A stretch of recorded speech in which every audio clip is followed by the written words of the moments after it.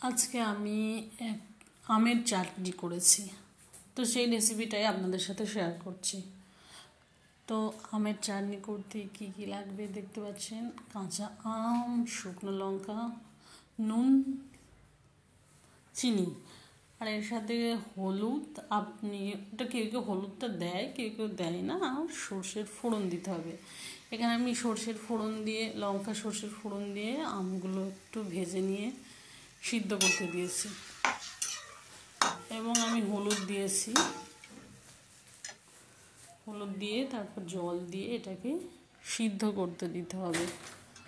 তবে হ্যাঁ, বেশি সিদ্ধ করবেন না, বেশি সিদ্ধ করলে এটা আবার একটু ঘাঁটা ঘাঁটা হয়ে যাবে। এরপর দেখতে পাচ্ছেন একটু সিদ্ধ হয়ে এসছে।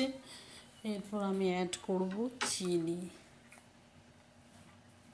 চিনি অনেকে একদম খুব বেশি চিনি দিয়ে খায়, অনেকে আবার একটু টকটা ভালোবাসে, তারা চিনি কম দিয়ে খেতে পছন্দ করেন। তো এই চিনি দিয়ে খানিকক্ষণ ফোটালে তারপর আমি একটা বাটিতে ঢেলে নিয়েছি। তো দেখতে পাচ্ছেন আমার চাটনিটা কতটা দেখতে সুন্দর হয়েছে।